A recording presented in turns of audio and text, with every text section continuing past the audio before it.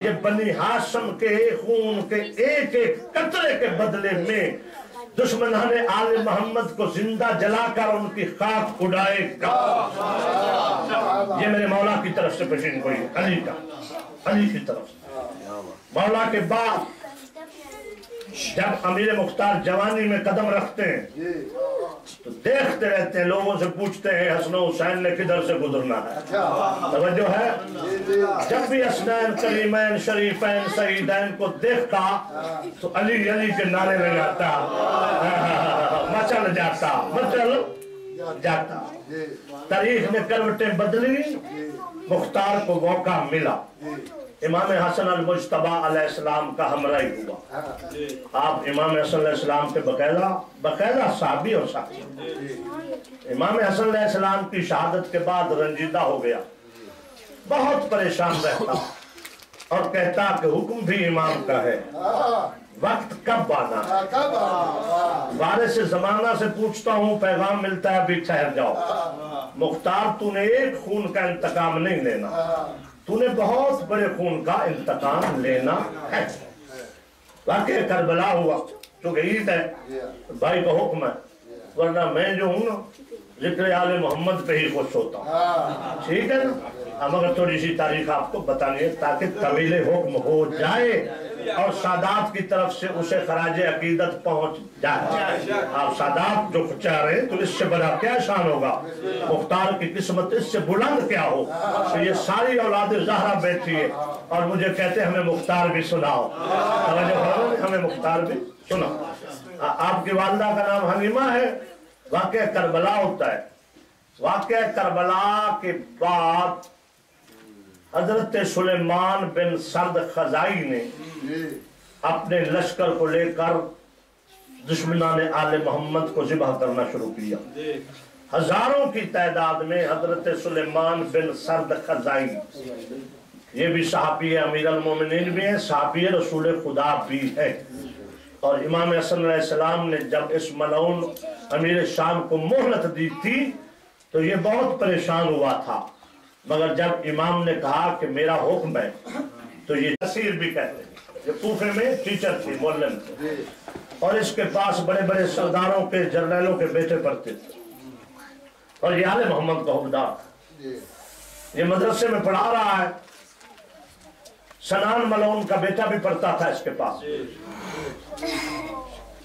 ایک ماشکی سکا آیا، اس نے پانی مانگا، جب پانی پیا تو پانی کو دیکھ کے اس نے بنی امیہ پر اور قاتلان حسین پہ لعنت کی۔ مومن کے منہ سے لعنت نکل ہی جاتی ہے۔ جب لعنت کی تو اس ملعون نے،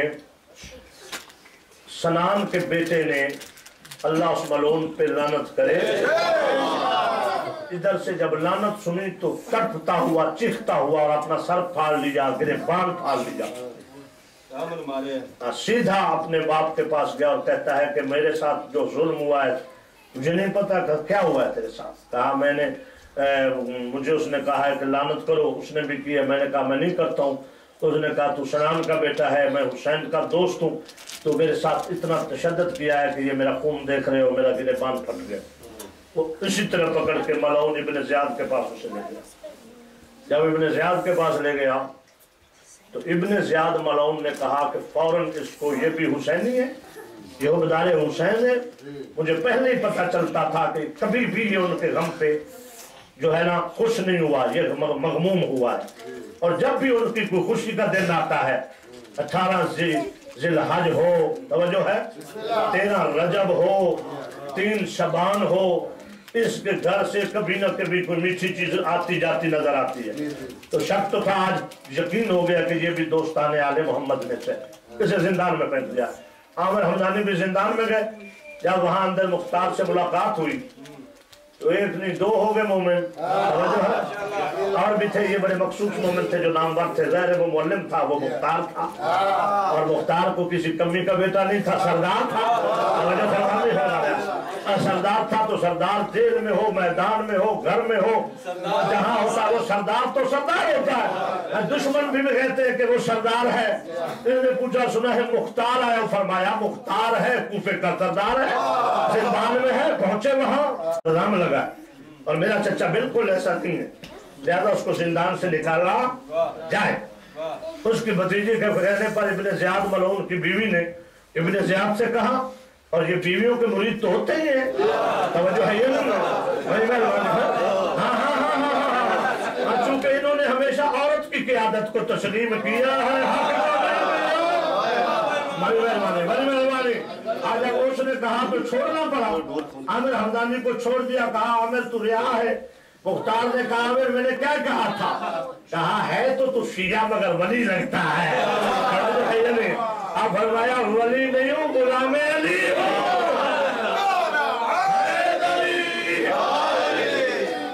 فرمایا پھر میرے لیے خدمت. کہا تیرے ذمہ ایک ہی کام ہے، مجھ تک قلم دعات تو پہنچا، زندان سے باہر میں جاؤں گا. عامر نے کہا میرا وعدہ ہے، وعدہ ایک بار زندان میں نہیں، 1000 بار بھی عدالت جاؤں، قلم دعات بھی دوں گا، تلوار بھی لے لوں گا، اور جب تو قیام کرے گا مختار تیرے دائیں بائیں میری تلوار بھی چمکتی نظر آئے. کہا ٹھیک. باہر آئے، دروگا سے بات چیت کی، پیسے دیے، جیسا بھی دیا مجھے نتیجہ دے دینا. دروگا کے ذریعے کاغذ قلم پہنچ گیا. ہمیں یہ مختار نے 2 خط لکھے، ایک عبداللہ ابن عمر کو، دوسرا اپنی سسٹر کو، ہمشیرہ کو، جو عبداللہ ابن عمر کی زوجہ تھی. ہاں صفیہ، کہ میں زندان میں ہوں اور میرا یہ حالت ہے. خط پہ اپنی پوری صورتحال کو لکھا. بہن کو کہا کہ ہو سکتا ہے اس ملعون سے کہو، اور تیری اس گھر میں شادی کرنے کی وجہ بھی یہی تھی کہ میرے امام نے کہا تھا کہ کبھی صفیہ بڑے کام آئے گی.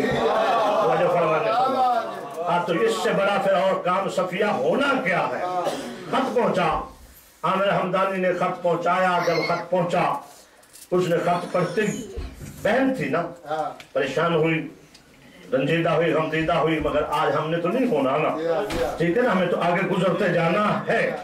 اس نے اپنے غلام ترکی تھا جو، وہ غلام تھا یزید کے دربار، اور آل محمد کا عہدیدار، اور امام سے پوچھتا تھا کہ میں اس ملعون کو چھوڑ کے آ جاؤں.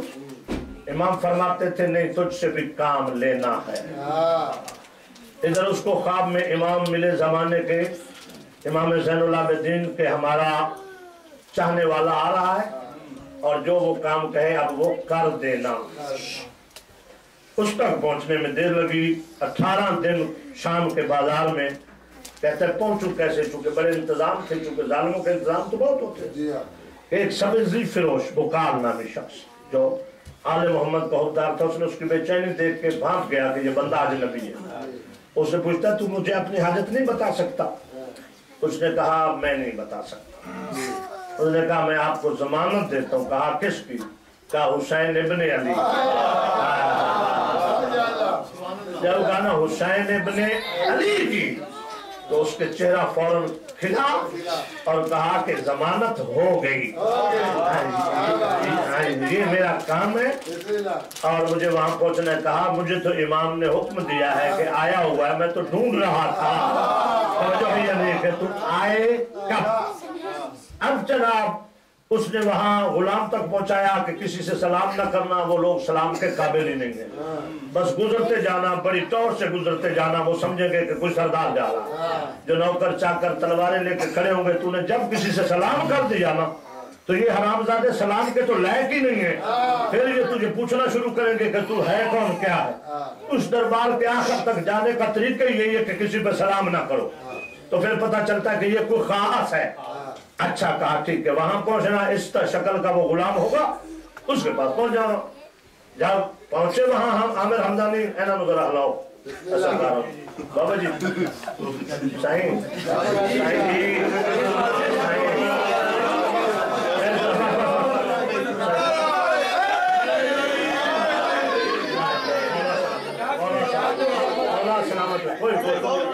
ہاں